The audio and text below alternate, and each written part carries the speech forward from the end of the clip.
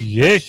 Magandang hapon muli sa ating mga kasama. Nandito naman siguro nagbabalik. At syempre, kung hindi ka pa nakasubscribe sa ating channel, pasubscribe na lang po at hit mo na rin yung bell para updated ka sa ating mga video. At kung hindi ho, nagno-notify sa inyo ang ating video, at gagawin nyo lang ganito. Oo, kalkalin nyo sa search button si Kuya Goods at lalabas na po yung ating channel. Delima na booking ni Bibi Sara sa mga sulat ni Madriaga. Ayan. Peke. At pulis hinamon si Bonget, kung mapatunayan mong hindi ka adik, luluhod ako sa Mendiola. Ayan na. Ha? For sure, magiging positive ito. Oo, kasi nga ayaw nga magpa-hair follicle eh. 'Di ba? Kung mapatunayan mo, di yari. Oo. Betrayal of public trust. Pwede kang ma-impeach. Kung ayaw mo nun, di mag-resign ka na, Bonget. Pondo ng bayan ginamit umano pang incentive sa mga politiko upang pabagsakin si BP Sara. Totoo yan. Lahat ng sinabi ni Saldico, halos yun, totoo lahat. So ito yung ginagawa nilang kaperahan para pabagsakin at hindi na makatakbo si BP Sara sa 2028. Ma-disqualify ika nga. Pero hindi sila abante. Watch Marcoleta, Iris weigh on proposed 2026 national budget. Ano kaya ang usapin doon? At mga estratehiya o political strategy, aalamin natin kung sino talaga may pakana ng lahat na yan. Kilala nyo naman sila. Diba? Sila ang gumagawa ng paraan para, pagdating ng 2028, yung mga komunista na ang mamuno. Uunahin si BP Sara, susunod na si Bonget, pero mali. Unahin niyo muna si Bonget, tapos pag presidente na si BP Sara, saka kayo mangulit para tastas kayo lahat. Diba? Ebidensya sa kasong plunder ni BP, hindi matibay. Tama. Gaano ba katibay yung mga pagsisinungaling nyo? Ngayon lumalabas si Astong Ulul. Si Trililing lumalabas. At nagkakaukaw na naman. Aw! Bakit? Siyempre, nautusan na naman ang kanyang amo. Pero pag babatikusin ang usapin sa mali-maleta, wala siya, tahimik siya. Ganon din yung iba.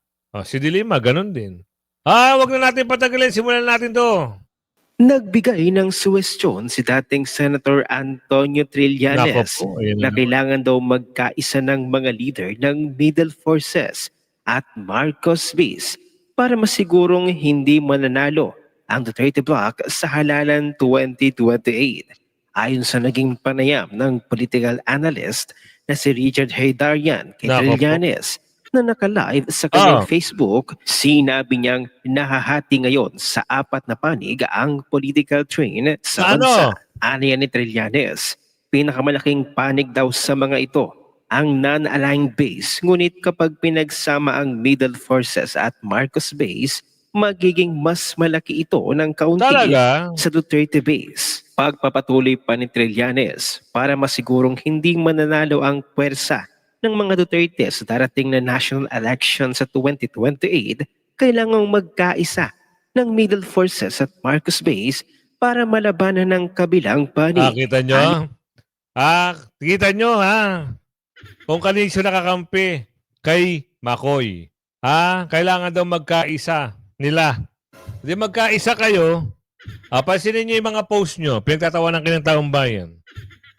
Nagpapalakas pa kayo ng loob na mananalo kayo. Na mananalo pa yung amo nyo. Mananalo pa yung mga manok nyo. Pansinin nyo ho sa kanilang mga posts. Pinagtatawanan na lang sila ng sambayan ng Pilipino. Kahit sino pa sa mga Dilawan, Pulangaw at Pinklawan ang nag-post. Sama muna yung mga Padre Damaso. Pinagtatawanan na sila. Luzon, Visayas, Mindanao, OFW. Ang tingin sa inyo mga taga-bundok. Na walang alam kundi mga lampag, mga lampag. Yan ang hilig nyo no? Kayo yung mga nagpapagulo sa bansang Pilipinas. Totoo yan. Bakit? Tapos na eleksyon, nangangampanya na naman kayo. Tapos na eleksyon, namumuliti ka na naman kayo. Tapos na eleksyon, Gusto niyong pabagsakin at kayo umupo. Ano kayo, hilo? Oo, kwento niya sa unggoy. Baka magkaintindihan kayo. Hanggat andyan si BP Sara at andyan ang mga supporter ni BP Sara at ni Tatay Digong, hindi kayo aabante. Galing nyo pa, no? Saan kayo magpapa-interview? Sa mga vlogger nyo? Nawala namang mga kagana-ganang panoorin. At walang sustansya. Kung patalasan lang ng isip at pagalingan sa pananalita. Huwag nyo lang hahaluan ng mga pagmumura. Wala talaga kayong kakainin. Para kayo yung nakipagtagisan ng talino sa marunong sa hindi marunong, sa bobo sa ob-ob, saka sa hindi bobo. Nagsama-sama kayo dyan, ay kahit magtulong-tulong pa kayo, pabagsakin si BP Sara, hindi talaga kayo mananalo. Parang 1+1, sumagot ka ng 5. Pulis sinamon si Bungit, kung mapatunayan mong hindi ka lulong, luluhod ako sa Mendiola. Aba, may dare to, ano yung rito? Usapin, pasok. Ating lahat na nandito ngayon. Nandito na naman po tayo sa harapan ng Kongreso. At muli po, tayo nananawagan na naman sa kanila. Kamakailan lamang po, nabasa natin sa social media, narinig natin sa radyo, napanood natin sa TV, yung pong ruling ng ating kataas-taasang hukuman o yung Supreme Court na ipinababalik yung almost 80 billion pesos na kinuha po nila dun sa PhilHealth Fund. Ano po yung PhilHealth Fund? Yun po yung ating pagkasiguruhan sa ating kalusugan sa bawat Pilipino. At ngayon po, iniuutos ng Korte Suprema sa ating pamalahan, sa administrasyong ito, na isole yung 80 billion na PhilHealth funds. Ano pong sinasabi nitong mga nandito sa Kongreso, sa both houses of Congress, sa Senado at saka dito? Matagal na raw, na-advance pa daw nila yon. Tanong ko po, saan nila kinuha? At yun din po ang tinatanong sa kanila nung mga media, saan nyo kinuha? Sa pera ng bayan! Pera ng bayan na ngayon po ay yung budget din natin. Sa madaling salita, kinikisa tayo sa sarili nating mantika. Budol. Mambubudol! Tingnan nyo po kung gaano na kalala at gaano na po kawalang hiya yung mga mambabatas natin. Harap-harapan po tayong tinatarantado. Pera po yan ng taong bayan. Sasabihin nyo, meron na naibalik na. Paano naibalik? Kinuha nyo rin doon sa pundo ng taong bayan? Yun! Ano yun? Panloloko! Panlilinlang! Kaya po tayo, wag po tayong mapapagod. Kailangan po natin silang kalampagin araw-araw kung Kita nyo, yung PhilHealth Fund, di ba sabi nila ibabalik nila. Pero hindi ngayon, pag nakuha na ang nakaw sa taong bayan. Di ba? Saan din nila kukunin? Kaya sasabi lang ni Sir. Sa pondo rin. So kaya ngayon, parang may insertion na naman eh. Di ba napapag-usapan yung BICAM, ino-open nila. Pero nangangalampag si Ate Aming o si Ate Amy, bakit daw hindi nila, parang bakit hindi nila ilagay sa program? O bakit nasaan program yung budget? Yun yung hokus-pokusin nila at hihimay-himay nila doon sa 60 billion. Ililipat sa PhilHealth Fund. 60 billion, 60 million. Hindi ako sure kung ano sa dalawa doon. Kayo, correct nyo na lang po ako, Maaari. Hindi po dapat tayo panghinaan ng loob. Gaya po nung sinabi ni Ma'am Penny kanina, huwag po tayong matatakot. Hindi po natin, ulitin ko po ito, sinabi ko po nung unang pagkakataon na nandito tayo, hindi po natin kinakalaban ang gobyerno. Hindi po natin kinakalaban ang gobyerno. Ang hindi po natin gusto ay yung nagpapalakad at yung pamamalakad. Yun, dali. Yung po ang inaayawan natin. At yung po ang tinitindigan natin. Itong mga kabataan na nandito ngayon, yan, yung mga nandyan sa harap kayo. Alam nyo ba, sa edad nyo na yan, meron na kayong utang na 150,000. Ayan. Di ba natatawa kayo? Ngayon pa lang, sinasabi ko sa inyo, 115 million Filipinos, bawat isa sa atin. Makinig kayo mga kabataan. Meron na kayo, ngayon pa lang, meron na kayong utang na 150 million plus sa gobyerno. Ito inutang nila, ninakaw nila, pero tayo nagbabayad. Paglaki nyo, pag nag-asawa kayo at nagkapamilya kayo, yung mga anak ninyo, pagbabayad pa rin ng utang na yan. yung mga ninakaw nila, yung ipinagmamalaki nila sa social media, yung luho, pinakikita ng mga anak nila, yung mga Rolex nila, yung mga sasakyan nila, yung mga biyahe nila abroad, yung mga kanilang bills na binabayaran na mahigit 100,000. O ngayon, recently, isang entertainer, 250,000 to 300,000 a night. Agoy, nadali na. Mahilig sa chicks. Isang senador, Ayan yung patungkol dyan. Sino rin 250? Kilala nyo naman yun. Hindi natin babanggitin ng pangalan, pero isang brother yun. Ano yung brother? Magkakapatid. Hindi ko lang alam kung lahat ng magkakapatid, ganun sila. Pero palagay natin hindi. Diba? Baka siya lang. 250 easy money, Hihiga lang sa matanda ang babae. Yung matanda naman, 250. Sa kaba ng bayan, yung asawa ni 250. Tumitigas ba yan? Pasok natin ito. Pondo ng bayan ang ginagamit nila para pabagsakin ang administrasyong Duterte o si VP Sara. Incentive para maging incentive sa mga politiko upang pabagsakin. Ayun nga. Nasasabi rito, yung 30-30, 777 at kung ano-ano pa. Doon nagsimula yan. At tingin ko gusto pabagsakin ng ilan sa mga kasama, allies ng Pangulo, si Vice President Sara. Tama. At ito ang pondo ng bayan ay ginamit to incentivize politicians to go against Vice President Sara. At siguro nagkamali siguro ng nakonsinte itong ganitong sistema. Nakita naman natin yung mga Quadcom at nabalitaan naman natin kung paano malalaki ang pondo na nakuha ng mga participants sa pagpapabagsak, sa effort to pabagsakin si Vice President Sara.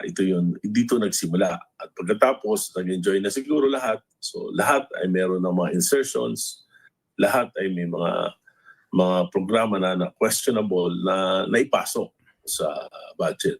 At sabi ko nga, dalawang bagay lang. Itong nangyaring pinakamalaking corruption na ito ay either kasabwat si Pangulo o talaga namang napabayaan. Kasabwat yan, boss. Bago tayo mag-commercial break, Congressman, nakuha yung aking atensyon doon sa sinabi ninyo na Kasabwat. Ang malaking bahagi ng massive na katiwalian ay sapagkat in-incentivize yung pagpapabagsak kay BP Sara.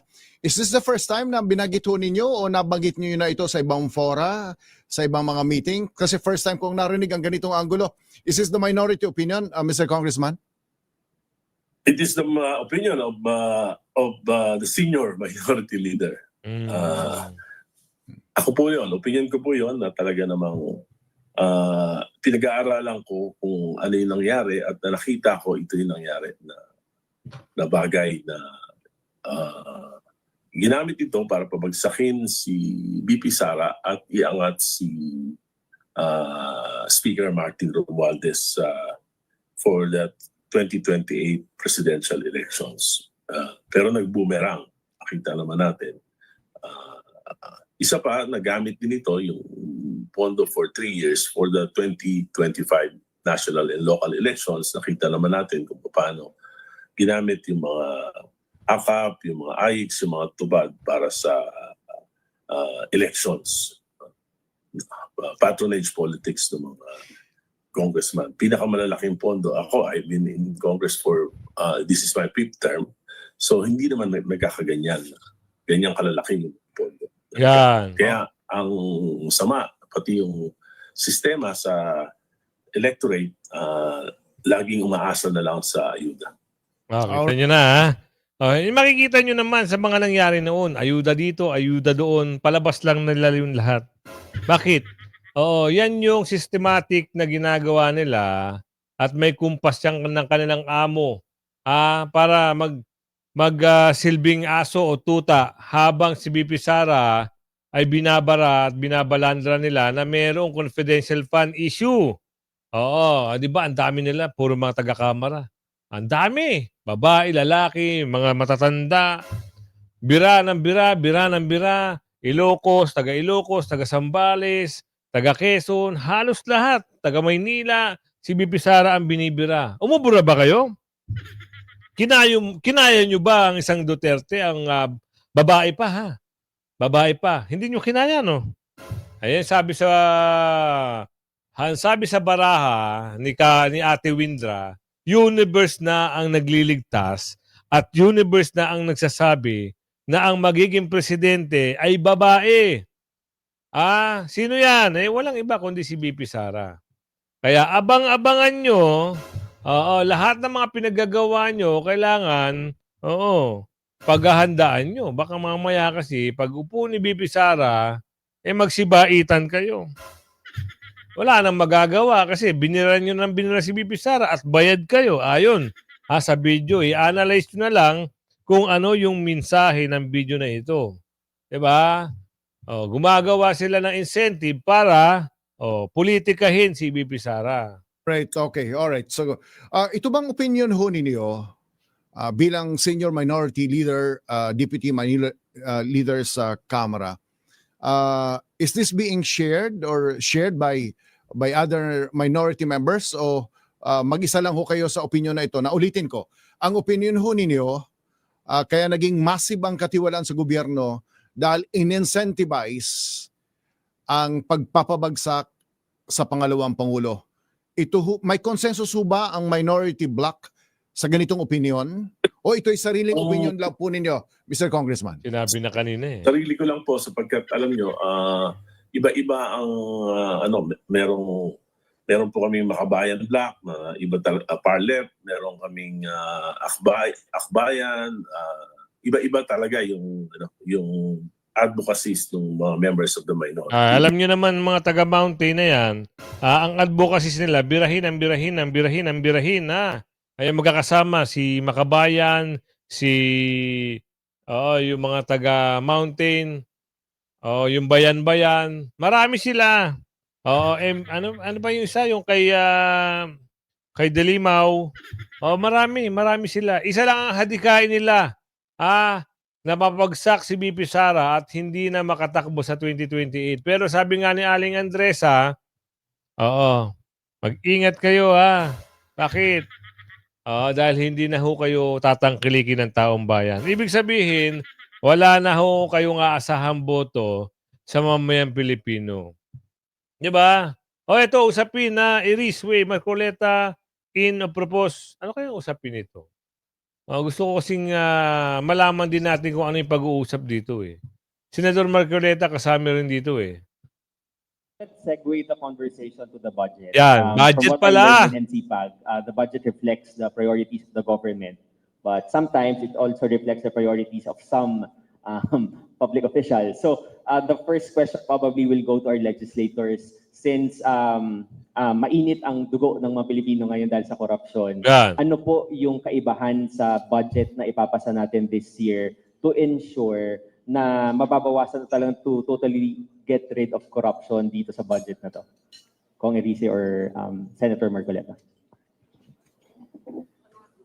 Una kasi I had some misgivings. Tinanong ko nung nagkaroon ng briefing ng DVCC, I had the opportunity of asking the DOF Secretary then, Ralph Recto. Sabi ko, kung 6.7 trillion ang budget natin for 2026, may I know the projected revenue that this country may generate? Sabi niya, mga 5 trillion. So sabi ko, we will have a deficit of 1.7 trillion pesos.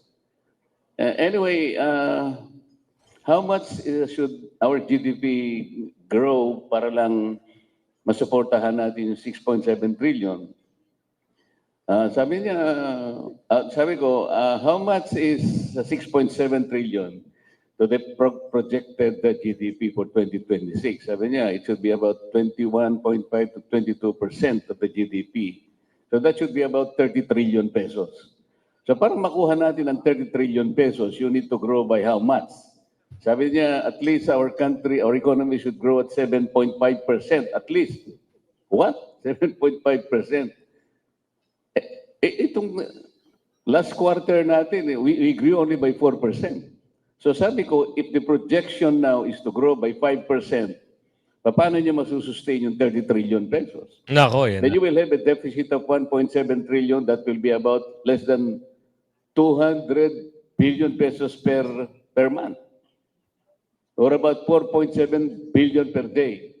Maybe 200 million per hour. Paano natin masusunod? Bakit 6.7? And then when we analyze, itong mabuti na lang, napasadahan natin yung flood control. Yan. Isipin ninyo, doon pa lamang sa NEP pala, and I think there was an admission made by the then Secretary Bunuan of the DPWH. Ano ba itong mga allocables? Nagsisimula sa NEP kasi yung budget. This is the budget call. So the DBM will initiate. Meron kasing ceiling sa NEP. After the NEP, bigla silang magkakaroon ng allocables. Allocables meaning inaalok.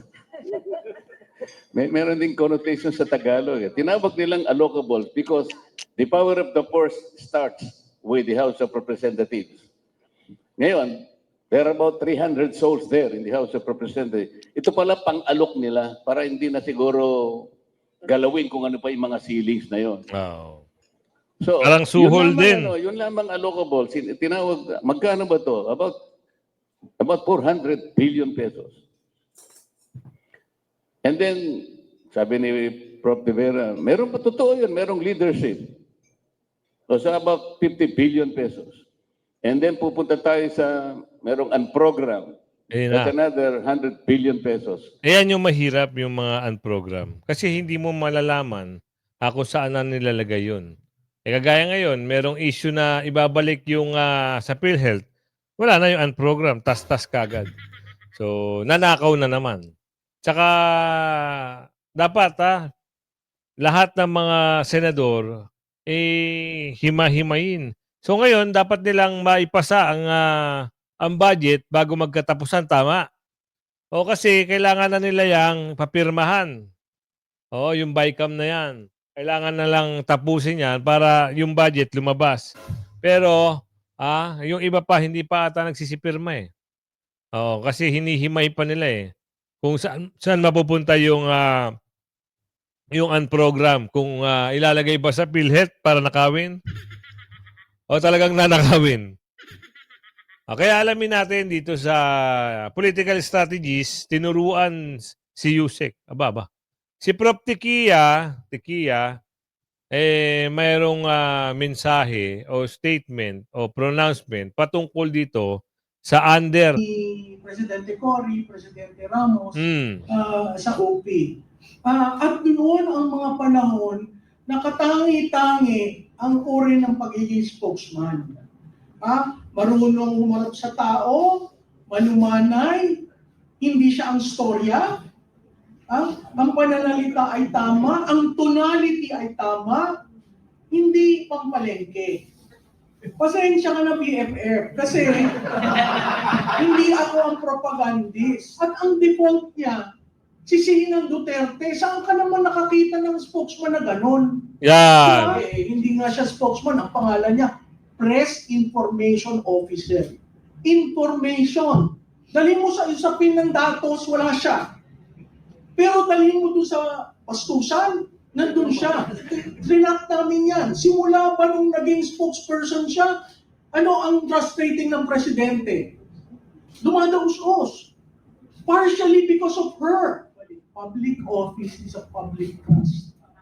Yung public trust, BFF, public trust. Hindi bardagulan. My name is Sarah from Sinanay po. My question is for Professor Malutiquia.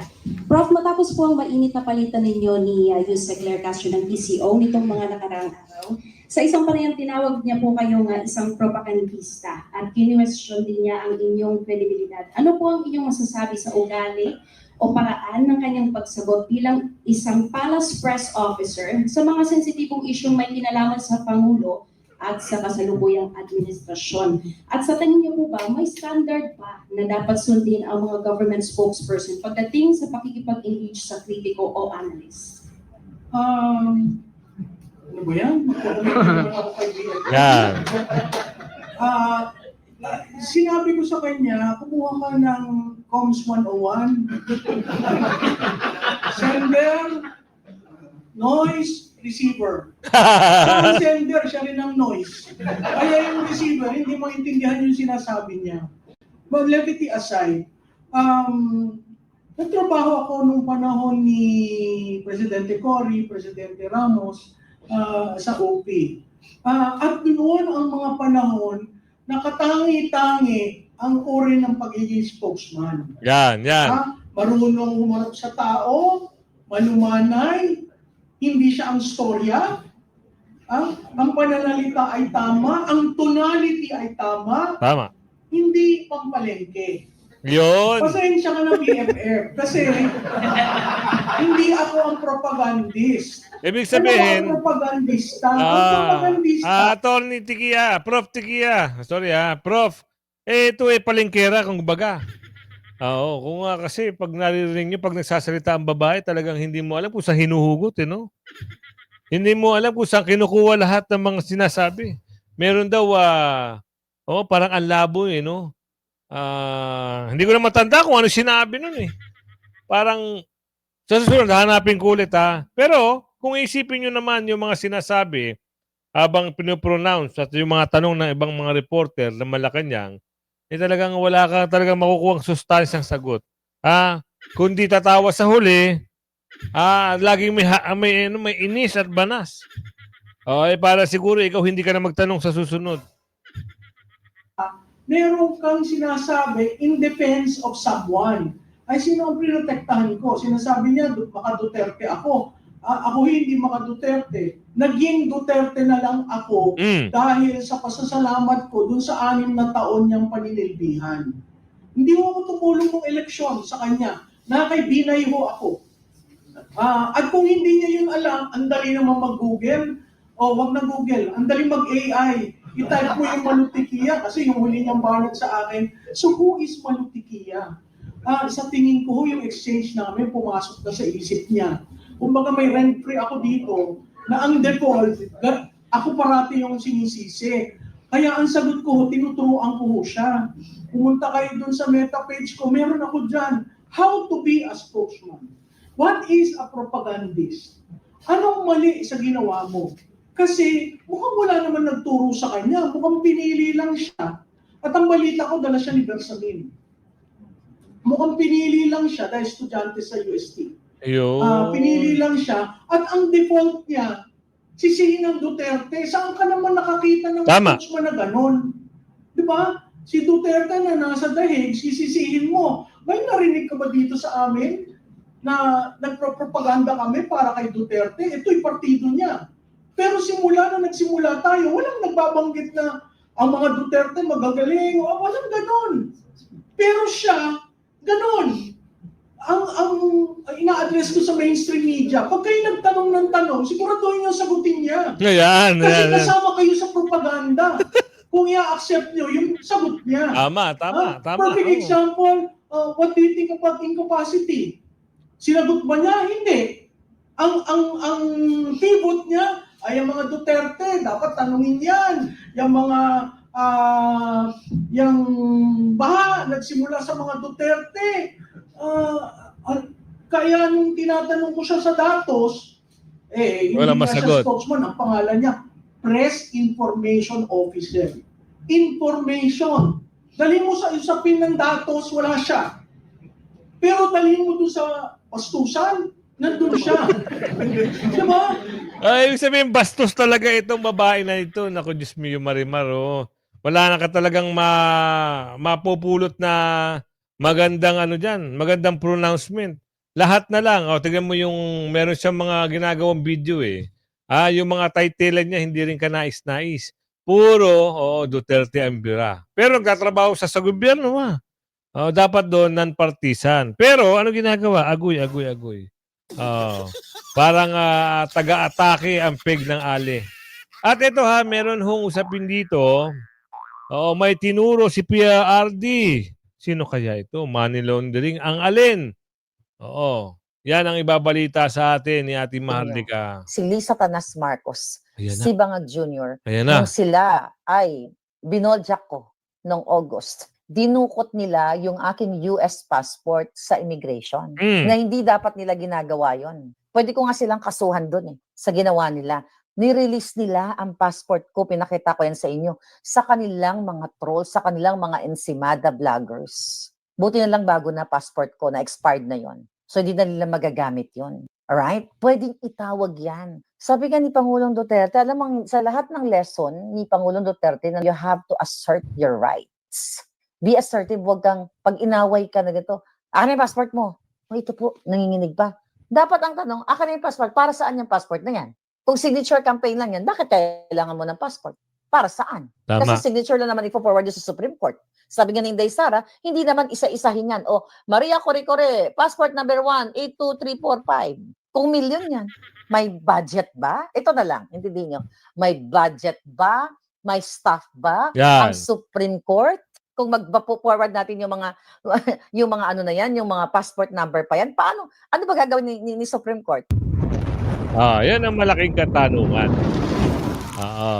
Sipin nyo na lang, yung mga ganyang bagay, ay sa mga pakana nila, para talagang maging makatotohanan, makabuluhan, ang paninira nila kay BP Sara. Kahit magbayad-bayad pa kayo na napakaraming kwarta, ay wala na kayong pag-asa. Kayo mga kampon, ni Bongit at ni Balulong, ilang kayo nagkampihan? Di ba nasabi sa video ni Representative Eris, itong mga pondo, itong budget na to ay ginagawang incentive na lang.